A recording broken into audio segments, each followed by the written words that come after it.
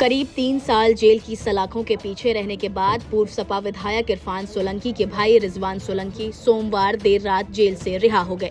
जैसे ही रिजवान जेल के गेट से बाहर निकले, वहां का नजारा देखते ही बन रहा था।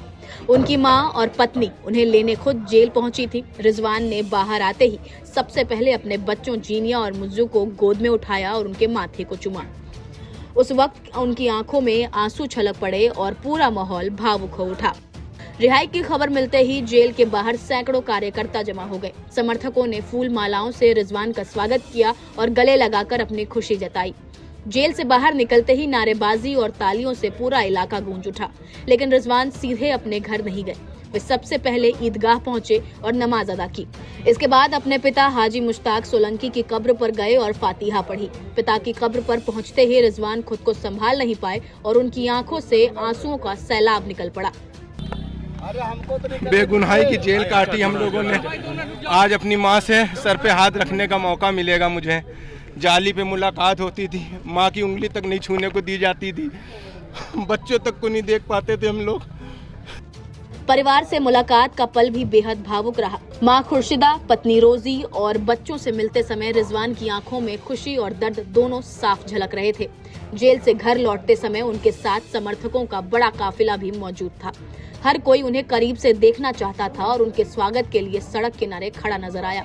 इसके साथ ही आपको बता दें कि समाजवादी पार्टी के कदावर नेता और पूर्व विधायक इरफान सोलंकी भी आज 34 महीने बाद जेल से रिहा हो रहे हैं।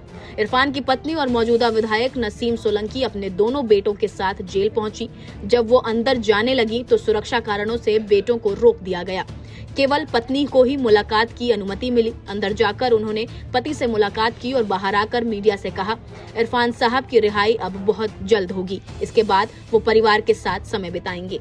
इस मुलाकात के दौरान परिवार जरूरी कपड़े और सामान भी लेकर पहुंचा था, जिसे जेल प्रशासन को सौंप दिया गया। वहीं इरफान की रिहाई को देखते हुए जेल के बाहर सुरक्षा के कड़े इंतजाम किए गए थे। 20 से ज्यादा पुलिसकर्मी तैनात किए गए हैं ताकि किसी भी तरह की भीड़ या हंगामा न हो। दरअसल 4 दिन पहले इलाहाबाद हाई कोर्ट ने गैंगस्टर एक्ट के केस में इरफान को जमानत दे दी थी। ये आखिरी केस था जिसमें उन्हें राहत नहीं मिली थी। कोर्ट के आदेश के बाद अगले दिन उनकी रिहाई तय थी, लेकिन दस्तावेज कानपुर जेल तक पहुंचने में देर हो गई। इसी वजह से उनकी रिहाई 3 दिन टल गई। इरफान सोलंकी 2 दिसंबर 2022 से जेल में बंद है। उन पर कुल 10 केस दर्ज है। सबसे चर्चित मामला जून 2024 का है, जब कानपुर में एक महिला के प्लॉट पर आगजनी के मामले में उन्हें 7 साल की सजा सुनाई गई थी।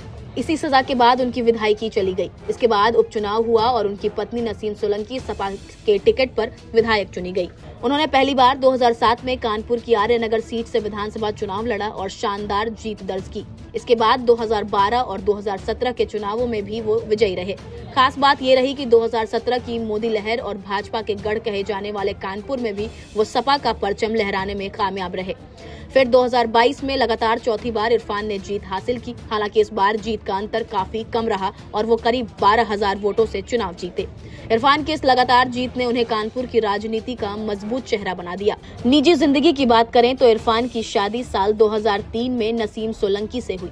उनका एक बेटा और 2 बेटियां हैं। राजनीति के साथ साथ वो कारोबारी भी हैं और कानपुर में लेदर का बड़ा कारोबार चलाते हैं।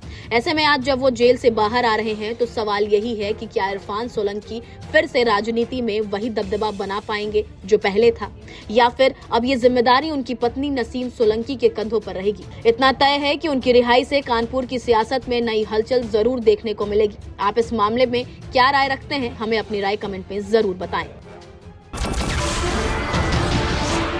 नमस्कार, मैं हूं मानक गुप्ता। अगर आपको हमारा ये वीडियो पसंद आया हो तो इसे लाइक और शेयर जरूर करें, और हाँ, हमें सब्सक्राइब और फॉलो करना ना भूलें ताकि आप देश और दुनिया की कोई खबर मिस ना करें। तो जुड़े रहिए हमारे साथ और देखते रहिए न्यूज़ 24।